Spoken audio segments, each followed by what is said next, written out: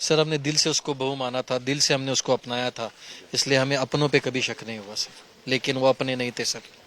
नाम सिया सा, काम रावण सा। सर मेरा भतीजा 26 साल का था, जो पढ़ाई पूरी करके शादी के लिए अभी मतलब शादी उसकी फिक्स की गई थी, और जो उसकी मंगेतर थी घूमने ले जा रहे हैं बोल के उसे पहाड़ से ढकल दिया और उसका मर्डर कर दिया।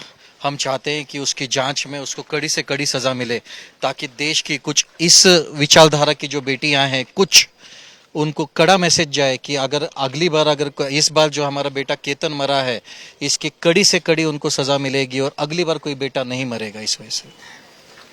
भतीजा था आपका कह रहे हो? मेरा सगा भतीजा। सगा भतीजा आपका, बचपन से देखा होगा, जी कुछ यादें आपको शेयर करनी होगी। सर, यादें क्या बताएं सर। 26 साल का बेटा जिसका जाता है वो अपना दुख नहीं बता सकता। हमारा जिसकी इस साल शादी होने वाली हो, वो अगर मर जाए, चाचा बच्चों के कंधे पे जाता है, बच्चे चाचा के कंधे पे नहीं जाते। जो हमारा बेटा गया है उसका हमें न्याय चाहिए और कड़ी से कड़ी सजा उन्हें मिले, यही है मेरी दरख्वास्त है।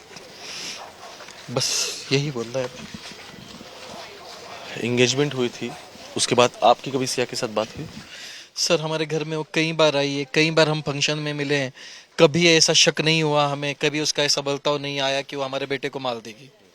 उसका अंदर से ही प्लानिंग होगा, जिस वजह से उसने बराबर पहाड़ पे 2 3 4 बार ले जाके, प्रयासों में चौथी बार ले जाके और हमारे बेटे को मार दिया, तीसरी चौथी बार ले जाके हमारे बेटे को मार दिया।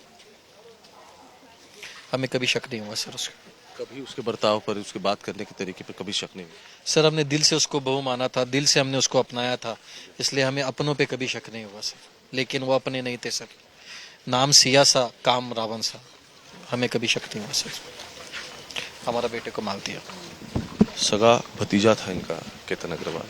देख सकते हो कितनी बड़ी लाइन में और नंबर्स में लोग आज बाहर निकले हैं केतन की जस्टिस के लिए। और केतन अग्रवाल इस पूरे मामले में अब ये सामने आ रहा है, स्टेटमेंट्स तो रिकॉर्ड हो रहे हैं, लेकिन अहम बात यह है कि ये प्री प्लान मर्डर था, कोल्ड ब्लडेड मर्डर था, और चेतन चौधरी और सिया गोयल, इन दोनों ने इसको वारदात को अंजाम दिया।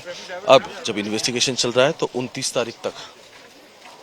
तारीख तक दोनों पुलिस कस्टडी में रहेंगे, और उसके बाद 29 को उन्हें कोर्ट में उनकी पेशी होगी। अब ये बात तो सीधा हो गई कि फास्ट ट्रैक कोर्ट पे पूरा मामला चलेगा, लेकिन जैसे उन्होंने कहा कि सबके मन में दुख है, सबके दिल यहाँ दुख से भरे हैं, हाथ में कैंडल लेके, दिया लेके लोग आगे बढ़ रहे हैं, शांततापूर्ण मार्ग से सब कुछ हो रहा है। लेकिन जैसे उन्होंने कहा कि भतीजे चाचा के कंधों पर नहीं जाया करते,